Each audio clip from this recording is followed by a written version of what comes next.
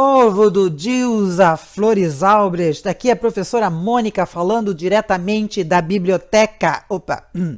Mais ou menos, né? No seu sentido figurado. Pois estamos aqui para a nossa segunda hora do conto.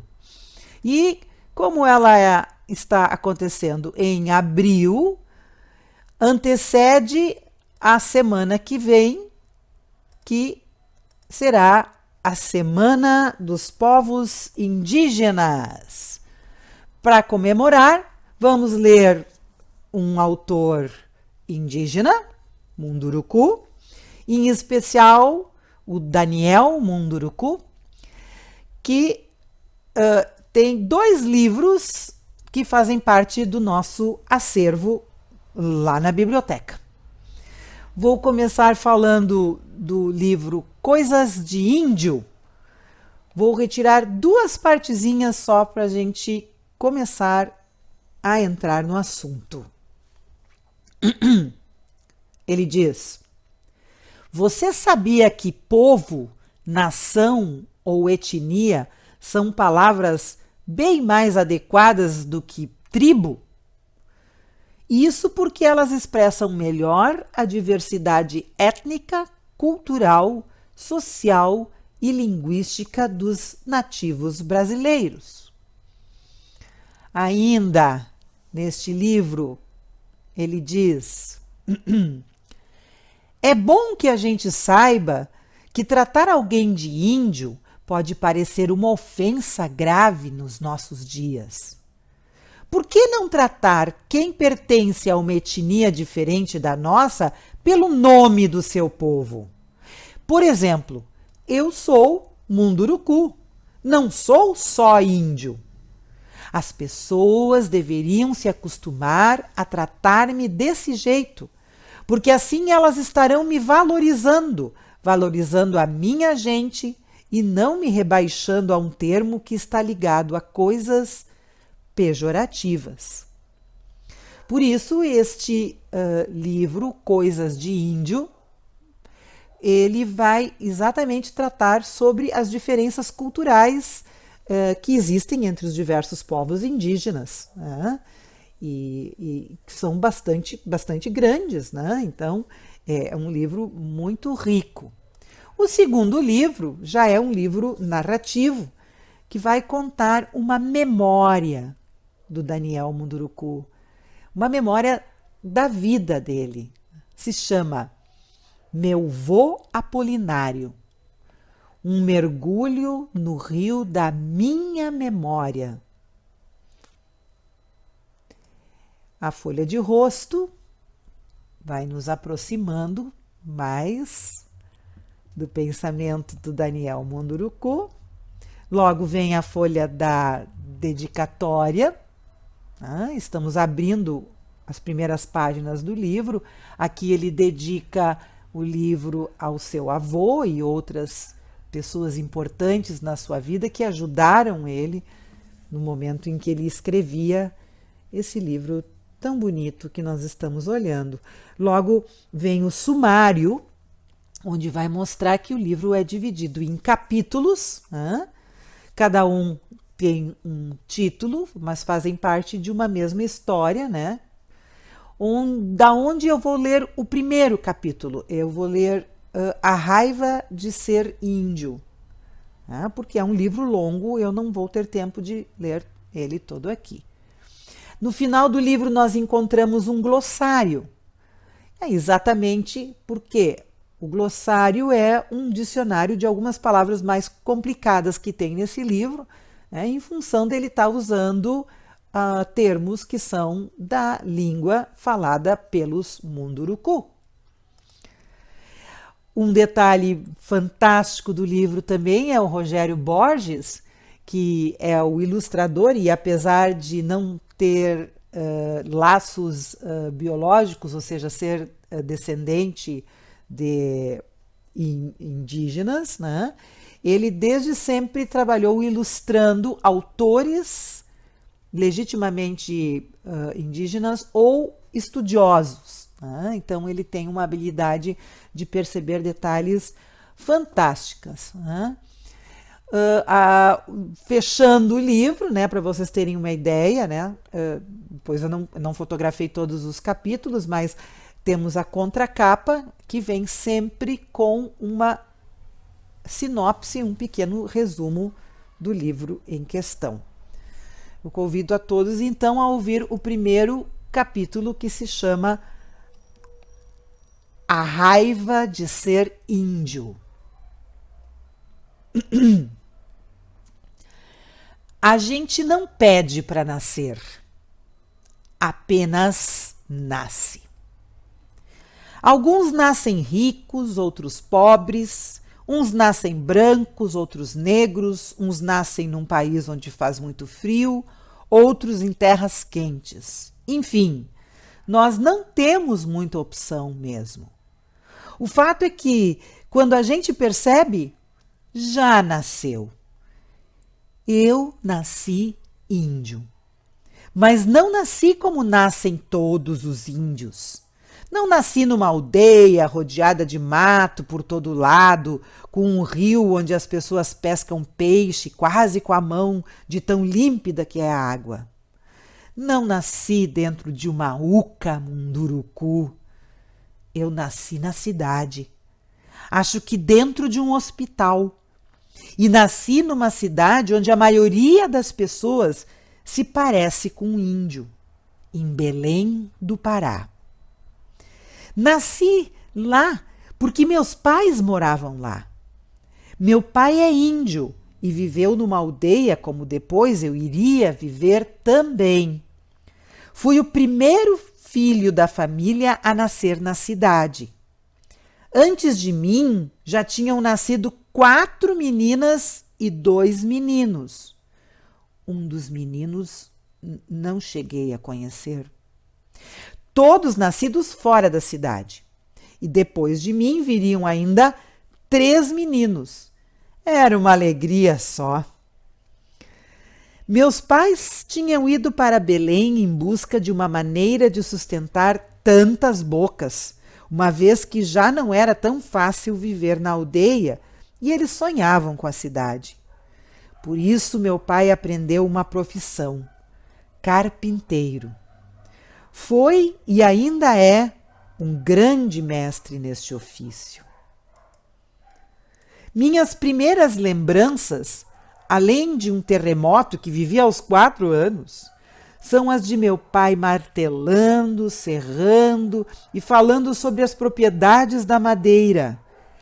Acho que ele falava era do espírito das árvores.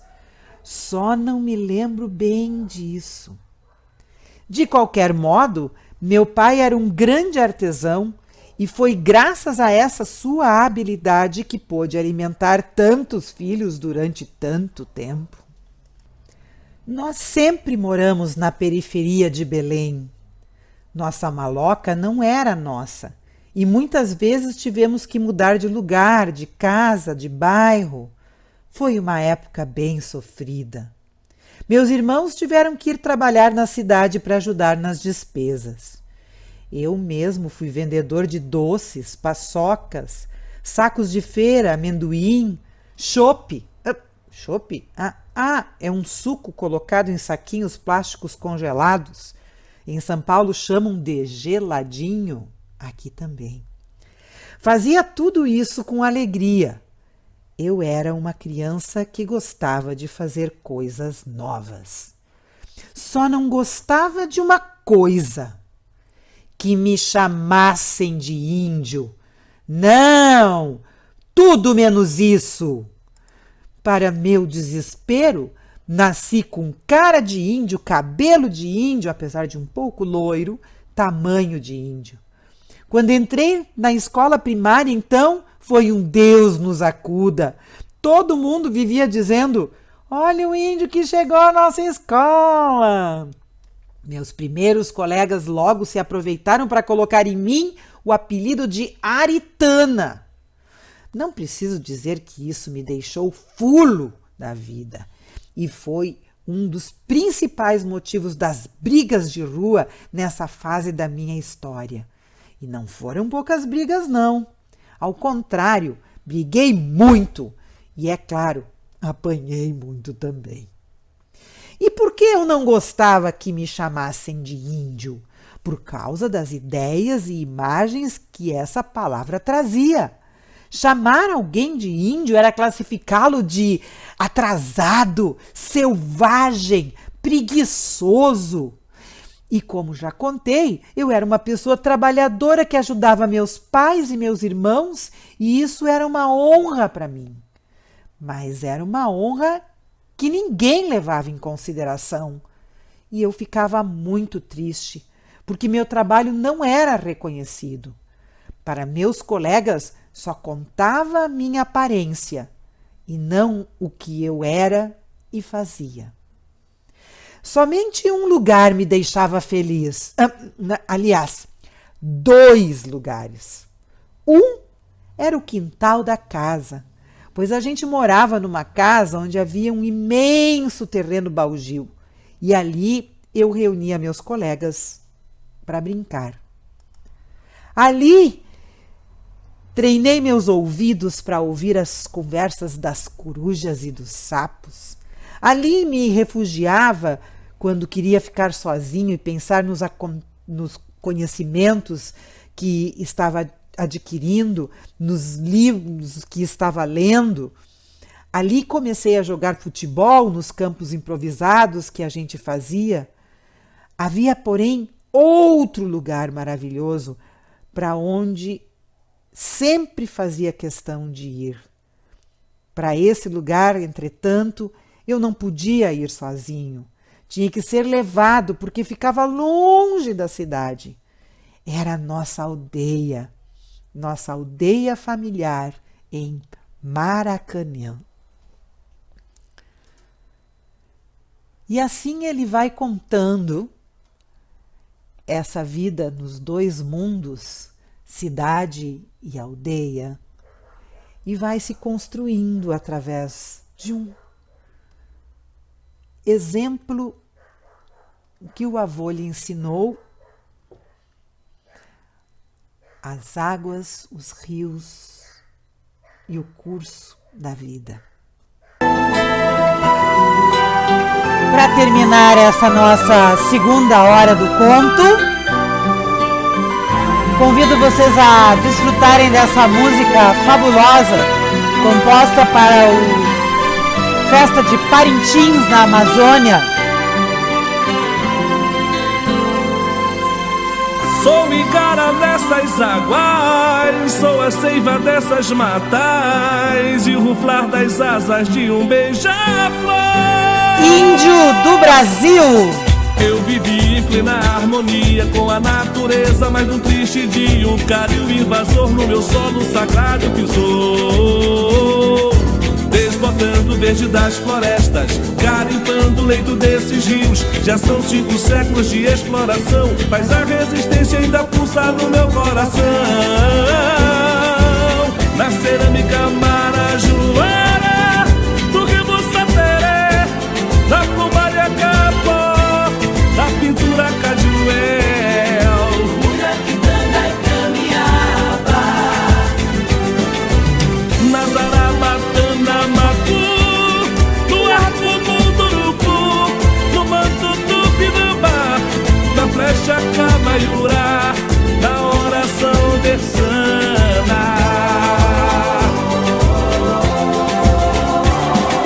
Canta índio do Brasil, canta índio do Brasil, canta índio do Brasil, canta índio do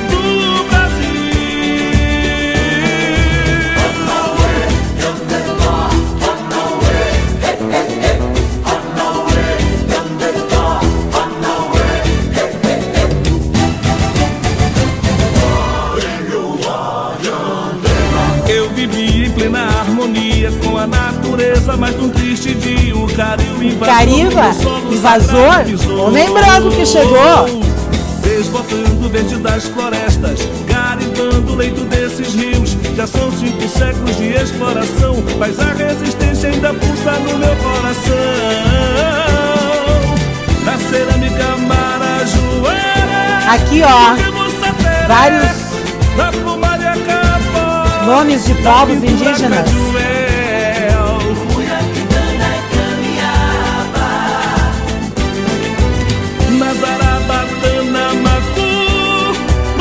O Munduruku, no Manto Tupinambá, na flecha Cavaiurá, na oração texana.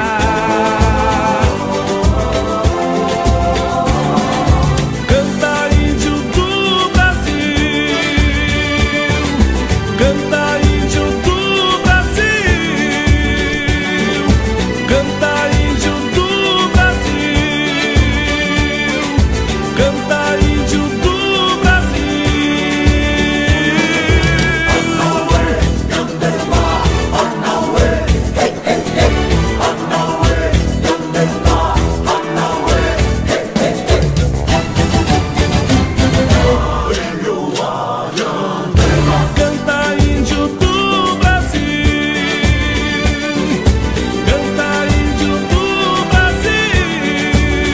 nós vamos nos despedindo, então, que vocês tenham uma boa semana dos povos indígenas Caingangue, Munduruku, dos filhos destes solos, mães, todas gentil, pátria amada, as etnias, Brasil, todos os povos originários do Brasil. Tchau!